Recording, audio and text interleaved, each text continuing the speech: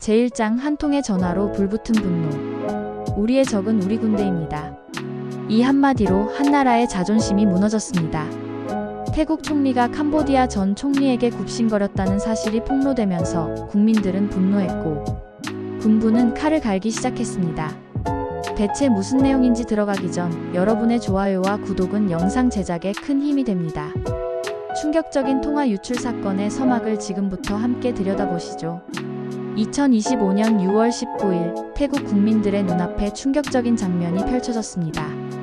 TV 생중계에 등장한 38세의 젊은 총리 패통탄 친나왓은 두 손을 모아 합장을 한 채 머리를 숙였습니다. 태국 특유의 전통 사과 자세인 Y로 시작한 이 장면은 겉으로 보기엔 겸손하고 성숙한 사과처럼 보였지만 그 속엔 국가적 자존심이 무너지는 슬픔과 분노가 깔려 있었습니다. 태국은 지금껏 수많은 정치 위기를 겪었지만 이번만큼은 달랐습니다. 왜냐하면 이번 위기의 시작은 외부의 침략도 경제 위기도 아닌 총리의 입에서 흘러나온 단 한마디였기 때문입니다. 국민 여러분, 진심으로 사과드립니다. 여러분께 불편과 충격을 드려서 죄송합니다. 겉보기에는 진중한 사과였지만 국민들은 이 말을 도무지 받아들일 수 없었습니다. 왜냐하면 패통탄 총리는 단순한 실수가 아닌 국가의 명예를 스스로 짓밟은 행위를 저질렀기 때문입니다. 그것도 바로 캄보디아 전 총리 훈센과의 비공식 통화 내용 유출이라는 초유의 사건으로부터 시작된 것입니다. 이 통화는 태국과 캄보디아 양국 사이의 묘한 정치적 균형을 완전히 뒤흔들었고 태국 내부의 균열을 드러내는 도화선이 되었습니다. 사건의 본질은 명확했습니다. 태국 총리가 캄보디아 전 총리와의 통화에서 캄보디아 측에 과도하게 굽히는 발언들을 쏟아냈고 심지어 자국의 군 지도부를 적이라고 표현했다는 사실이 공개되자 태국 국민들의 자존심은 완전히 무너졌습니다. 군부와의 긴장이 극에 달하고 있는 상황에서 총리가 자국의 장군을 적이라 지칭하는 건 군대를 모욕한 것과 다름없었습니다. 이 통화 유출 사건이 알려지자마자 SNS와 커뮤니티는 물론 방송국까지 연일 총리 탄핵과 쿠데타 가능성이라는 단어를 쏟아내기 시작했습니다. 젊은 총리의 정치적 입지가 무너지기 시작한 것은 순식간이었습니다. 총리실 앞에는 분노한 시민들이 몰려들었고 그들은 총리의 즉각 사퇴와 군부의 명예 회복을 요구하며 촛불을 들었습니다. 그런데 더 심각한 문제는 이사적인 통화 내용이 녹음된 채 유출되었다는 점이었습니다. 그리고 그 녹음은 그 누구도 아닌 훈센 전 총리 측에서 유출되었을 가능성이 높다는 분석이 나오면서 이 사건은 단순한 내정 문제를 넘어 외교적 배신 사건으로까지 확대되었습니다. 사건이 본격적으로 국민적 공분을 일으키게 된 계기는 통화 내용의 구체적인 대사 때문이었습니다. 삼촌, 적들의 말은 신경 쓰지 마세요. 캄보디아가 원하는 건 뭐든 해드릴게요. 태국의 장군은 단지 뜨고 싶어서 저런 말을 한 것뿐이에요. 이 말들이 유출된 순간 태국 전역은 전기처럼 짜릿한 충격에 휩싸였습니다. 누구보다 태국의 자존심을 지켜야 할 총리가 그것도 외국과의 군사적 충돌이 있은 직후에 자국 장군을 헐뜯고 외국 지도자에게 고개를 숙인 것은 이해할 수 없는 배신 행위였습니다. 이 사건은 단순한 말실수나 오해로 포장될 수 없는 사안이었습니다. 이 통화의 배경에는 태국과 캄보디아 사이의 국경 분쟁, 양국 지도자 간의 복잡한 인맥관계, 그리고 내부 정치 세력 간의 치열한 대립이 얽혀 있었습니다. 특히 군부를 정면으로 자극한 발언은 태국 정치의 치명적 금기를 건드린 것이었습니다. 태국은 1932년 이후 무려 12차례의 쿠데타를 경험한 나라입니다. 총리 교체만 30번, 정부 붕괴는 수십 차례에 달합니다. 이런 국가에서 군은 단순한 무력기관이 아닙니다. 정치의 마지막 보루이자 왕실에 버금가는 권위를 가진 존재입니다. 그런 군을 총리가 적이라고 지칭했다는 것은 사실상 국가의 권위 자체를 부정한 것과 다름없습니다. 그 결과 군부는 즉각 반응했습니다. 태국 육군참모총장은 곧바로 군은 민주주의 원칙과 국가, 주권 수호의 의지를 다시금 확인한다는 의미심장한 성명을 발표했습니다. 외교 용어처럼 보이지만 사실상 군이 정치에 개입할 명분을 획득했다는 신호탄이었습니다. 이처럼 한 통의 통화, 몇 마디의 대화는 태국 정치판 전체를 흔들기 시작했습니다. 총리의 사과는 국민들의 분노를 잠재우지 못했고 군부는 점차 전면에 나설 채비를 갖추고 있었습니다. 그리고 국민들은 생각했습니다. 이 총리는 누구를 위해 존재하는가? 태국 현대 정치사의 가장 격렬한 순간 중 하나는 그렇게 시작되고 있었습니다. 제2장 태국과 캄보디아, 얽히고 설킨 혈연과 국경.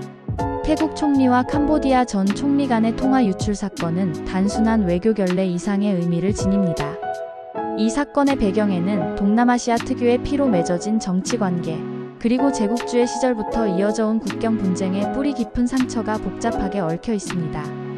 지금 우리가 마주하고 있는 이 위기의 본질은 사실 수십 년간 끓어오르던 민족 감정과 권력 대결의 끝자락에 놓인 하나의 도화선이었는지도 모릅니다. 패통탄 친나왓 총리는 태국 역사상 매우 상징적인 인물입니다. 단지 젊은 여성 총리라는 점만으로 화제가 되는 것이 아니라 그녀가 바로 태국 정치사를 지배해온 탁신 가문의 일원이라는 점 때문입니다. 그녀의 아버지 탁신 친나왓 전 총리는 2001년 총리직에 올랐던 인물로 태국 정치의 탁신 시대를 연장 본인입니다. 탁신은 태국 최초의 화교 출신 억만장자 총리였습니다.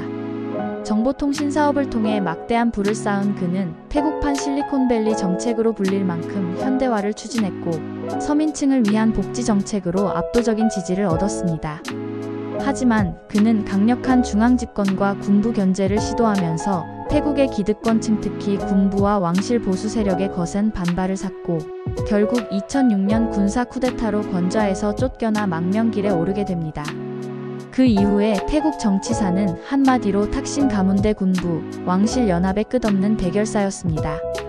탁신의 망명 이후 그의 정치적 영향력은 여전히 살아있었고 그의 그림자 아래서 가족과 측근들이 차례차례 총리 자리에 올랐습니다. 탁신의 매제, 여동생, 그리고 이제는 딸인 패통탄까지. 놀랍게도 이들 대부분은 결국 군부의 압력이나 헌법재판소의 판결로 쫓겨났거나 망명했습니다. 군부와 왕실이 결코 탁신의 복귀를 용납하지 않았기 때문입니다. 이런 배경에서 패통탄 총리와 훈센 전 총리와의 통화는 단순한 외교적 대화로 볼 수 없습니다. 왜냐하면 훈센은 탁신과 30년 넘게 친구처럼 지낸 인물이며 그들의 관계는 사실상 혈연에 가까운 정치 동맹이었습니다. 훈센은 탁신이 태국에서 축출당한 후에도 그를 외교 고문으로 임명하고 각종 행사에 초청하며 국가급 예우를 했던 유일한 지도자였습니다. 두 사람은 형제라고 부를 정도로 가까웠고 탁신의 정치 철학을 공유하기도 했습니다. 그런데 최근의 상황은 아이러니하게 전개되고 있습니다. 훈센은 40년 장기 집권 끝에 아들에게 총리직을 물려주었고 탁신은 딸을 통해 다시 권력에 복귀했습니다. 양국 모두 정치 세습을 통한 정권 유지를 시도한 것이죠. 이런 상황에서 이번 유출된 통화는 정치적 후계자들 간의 관계를 상징적으로 보여주는 장면이었습니다. 하지만 그것이 오히려 불을 지핀 셈이 되었죠. 문제는 이런 훈훈한 개인적 관계와 달리 태국과 캄보디아 국민들 사이에는 결코 녹지 않는 갈등의 불씨가 있었다는 점입니다. 바로 프레아 비이어 사원을 둘러싼 국경 분쟁입니다. 이 사원은 현재 캄보디아 영토에 속해 있지만 태국은 여전히 역사적, 문화적 이유로 해당 지역이 자신들의 땅이라고 주장하고 있습니다. 2008년 국제사법재판소가 캄보디아 손을 들어줬지만 태국 국민 다수는 이를 인정하지 않고 있으며 이로 인해 양국 간 무력 충돌이 수차례 발생했습니다. 이런 역사적 배경은 19세기 말로 거슬러 올라갑니다. 당시 동남아시아는 프랑스와 영국이라는 제국주의 열강의 영향 아래 있었습니다. 태국은 두 제국 사이에서 절묘한 외교 전략을 통해 식민 지배를 피한 유일한 동남아 국가가 되었지만 그 대가로 당시 태국 영향권이었던 라오스와 캄보디아 지역을 프랑스에 양도해야 했습니다. 프랑스는 그 땅을 캄보디아 식민지에 편입시켰고 이후 독립한 캄보디아는 그대로 해당 영토를 자신의 것으로 주장해왔습니다. 문제는 그 당시 국경선을 프랑스가 임의로 대충 그었다는 것입니다. 프랑스가 남긴 지도는 고대 사원들을 캄보디아 측에 포함시키고 있었고 태국은 이를 제국주의의 유산이라며 인정하지 않았습니다. 그리고 이 사원을 둘러싼 분쟁은 결국 21세기에도 계속되었고 양국 군대가 실제로 총격전을 벌이는 사태로 이어졌습니다. 그렇기 때문에 국민들 입장에서 총리가 국경 분쟁의 상대국 지도자에게 지나치게 친근한 태도를 보였다는 사실은 단순한 실언이 아니라 배신으로 받아들여진 것입니다. 특히 2025년 2월과 5월에 실제 충돌이 발생하여 캄보디아 병사가 사망하는 사건까지 있었던 상황에서 총리가 삼촌, 적의 말은 듣지 마세요 라며 상대에게 충성하는 듯한 발언을 했다는 건 결코 용납될 수 없었죠. 패통탄 총리는 훗날 그 대화는 전술적 발언이었다. 평화를 위한 외교 전략의 일환이었다고 해명했지만 이미 국민들의 상처는 너무 깊었습니다. 정치적 의도를 이해할 수도 있지만 국민의 자존심을 짓밟는 방식으로 외교를 수행하는 지도자는 지도자로서의 자격이 없다는 여론이 들끓기 시작했습니다. 결국 이번 사태는 단지 통화 내용 유출만이 아니라 태국과 캄보디아의 역사적 갈등, 지도자 간의 복잡한 관계, 군부와 민간 정부의 끝없는 긴장 관계가 한꺼번에 폭발한 결과였던 셈입니다. 그리고 이 폭발은 단지 국민적 실망을 넘어 정권 붕괴의 신호로까지 이어지고 있었습니다. 제3장 폭로된 통화, 내부 붕괴 시작되다. 태국 정치를 휘청이게 만든 17분짜리 통화.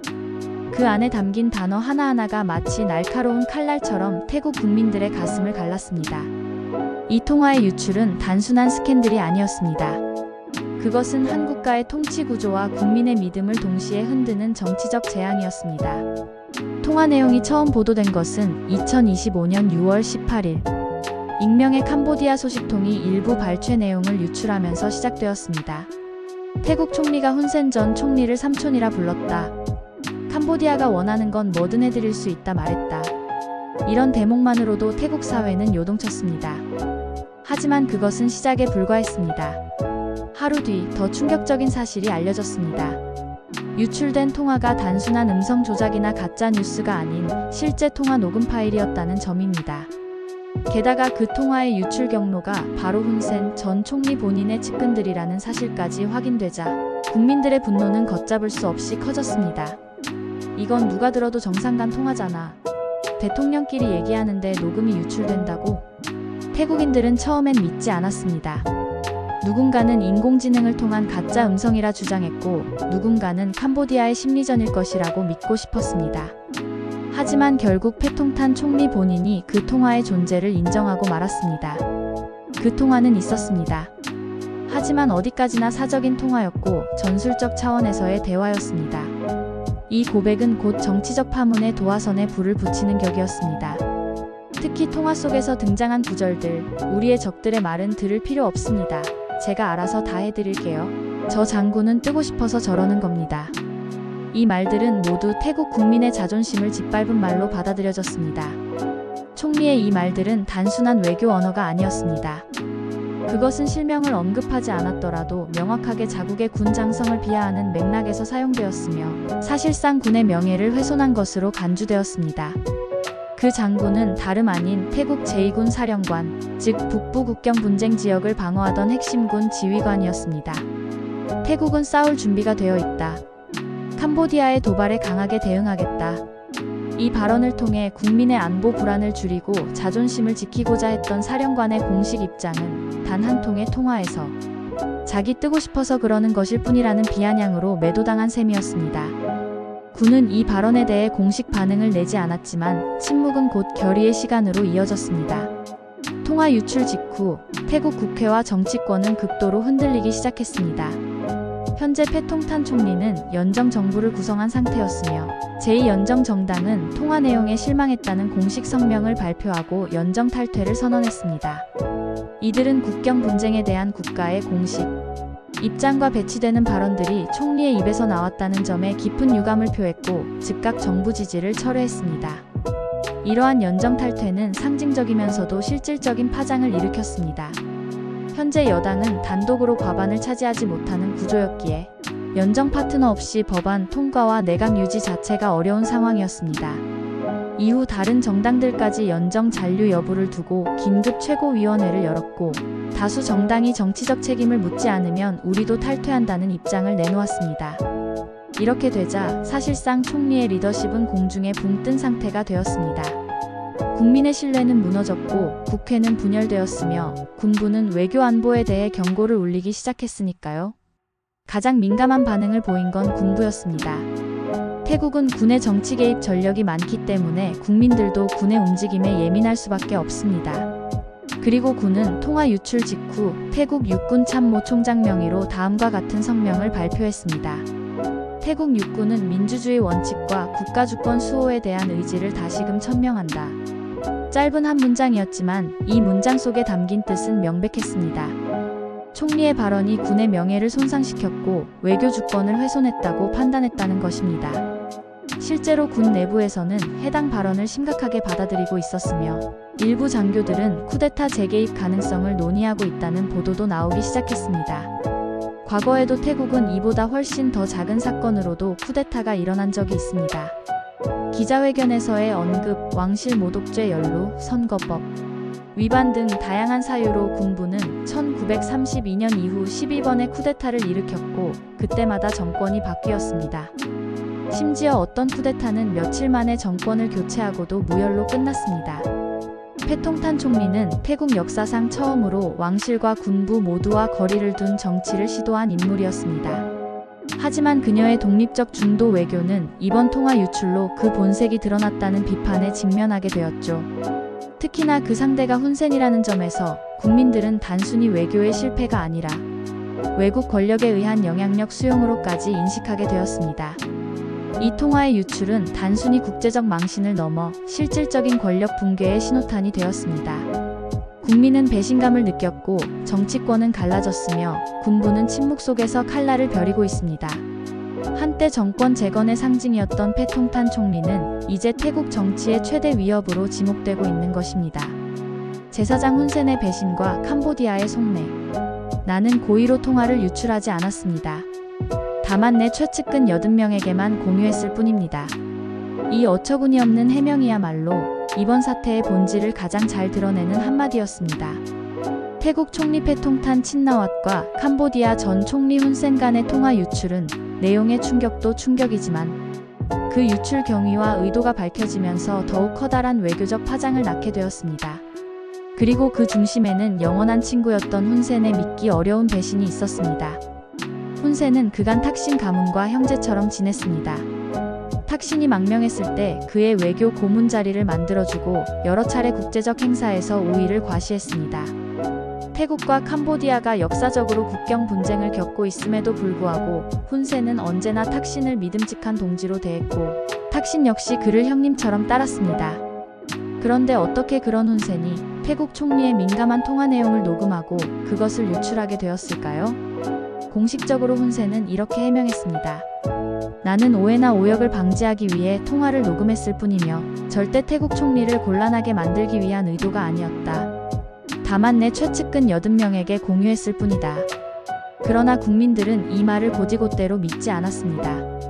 아무리 최측근이라지만 80명은 단순한 비서실 수준을 넘어섭니다. 이는 사실상 정부 고위 인사 전체가 들을 수 있도록 유포했다는 것과 다름없었습니다. 게다가 일부 내용이 먼저 유출되자 훈센은 오히려 전체 통화 17분 분량을 전격적으로 공개해버리는 돌발 행동을 감행했습니다. 이 결정적 행동은 태국 사회의 훈센이 패통탄을 의도적으로 배신했다는 확신을 심어주었고 동시에 캄보디아에서는 훈센의 인기를 폭발적으로 끌어올리는 결과를 낳았습니다. 왜 훈센은 오랜 우정을 내팽개쳤을까요? 그 질문에 대한 해답은 캄보디아의 현재 정치, 구조와 여론 동향에서 찾을 수 있습니다. 훈센은 무려 40년 동안 집권한 독재자였습니다. 그리고 2023년 그는 아들에게 총리직을 물려주었습니다. 훈마넷이라는 이름의 젊은 총리가 그 후계자로 등장했지만 문제는 이 정권 이양이 국민적 지지를 크게 얻지 못했다는 점입니다. 여전히 훈센이 모든 정치적 결정의 배후라는 인식이 강했고 이에 반발하는 반정부 세력도 존재했습니다. 캄보디아는 형식적으로는 다당제이지만 125석 중 120석을 훈센 세력이 차지하고 있습니다. 사실상 일당 독재 체제에 가까운 구조입니다. 이처럼 권위주의적 정치 구조에서는 대중의 지지를 강화하기 위해 국가적 자존심이나 애국심을 자극하는 전략이 자주 동원됩니다. 그리고 이번 사건은 바로 그 전략의 일환이었던 것입니다. 캄보디아와 태국은 프레아 비이어 사원을 둘러싼 오랜 국경 분쟁을 겪고 있으며 2025년 들어서도 국경 지역에서의 충돌과 사망 사고가 발생한 바 있습니다. 그런 상황에서 태국 총리가 자국 장군을 적이라 말하고 캄보디아 측에 굽히는 발언을 남겼다는 내용이 국민들에게 전달된다면 당연히 훈센과 훈마넷 정권의 지지율은 상승할 수밖에 없겠죠. 실제로 통화가 유출된 직후 캄보디아 수도 푸놈펜에서는 훈센 부자의 대형 초상화가 등장했고 친정부 시민들이 거리로 나와 우리 총리야말로 진정한 리더라며 시가행진을 벌였습니다. 태국이 정치 혼란에 빠져 있는 동안 캄보디아는 우리는 하나로 뭉쳐있다는 메시지를 국민들에게 전한 것이었습니다. 훈센 입장에서는 일석삼조의 결과였습니다. 1. 자신의 아들에게 권력을 안정적으로 이양하는 기반을 마련하고 2. 국경 분쟁에서 정치적 우위를 확보하며 3. 탁신 가문에 대한 영향력을 끊고 독자적인 정치 입지를 정리한 셈이죠. 결국 훈센은 태국의 혼란 속에서 캄보디아의 단결과 정권 안정을 도모한 것이고 그 대가로는 태국과의 외교적 신뢰를 무너뜨렸습니다. 더 나아가 그는 30년 우정보다 3년 안정을 택한 정치인이었던 것입니다. 이런 상황은 패통탄 총리에게는 치명타였습니다. 국정 지지도는 바닥을 쳤고 연정은 붕괴되었습니다. 군부는 이미 헌법재판소에 총리의 도덕성 위반 여부를 조사해달라고 요청했고 상원에서는 탄핵안을 정식 발의했습니다. 군사 쿠데타의 명분은 이미 충분히 마련된 상태였습니다. 2025년 6월 18일 단 한 통의 통화로 시작된 이 사건은 불과 2주 만에 다음과 같은 결과를 낳았습니다. 총리의 공개 사과, 군부의 침묵 속 무력 시위, 연정 파트너의 이탈, 상원의 탄핵 발의, 헌법재판소의 조사 착수, 그리고 훈센의 국제적 이미지 상승. 아이러니하게도 패통탄 총리가 평화를 위한 전술적 발언이었다고 설명한 말 한마디가 오히려 태국 내에서의 갈등을 더 격화시켰고 훈센 정권에는 승리의 깃발을 달아준 셈이 되었습니다. 마지막으로 남는 질문은 이것입니다. 훈센은 정말 친구를 배신한 것일까? 아니면 처음부터 그 우정은 전술이었을까? 정치란 감정으로 움직이지 않습니다. 그것은 이익과 손해의 계산이며 때로는 수십 년의 우정마저도 한순간의 필요에 의해 버려지는 세계입니다. 훈센이 선택한 것은 탁신 가문이 아닌 훈센 가문, 그리고 30년 우정이 아닌 30년 권력 유지였습니다. 태국은 지금 지도자의 실언이 아니라 진심을 두려워하고 있습니다. 왜냐하면 국민은 이미 그 진심이 어디에 있었는지를 직접 들어버렸기 때문입니다. 지금까지 가깝지만 잘 모르는 태국의 내부 속사정에 대해서 알아보았습니다. 마지막까지 함께 해주셔서 감사합니다.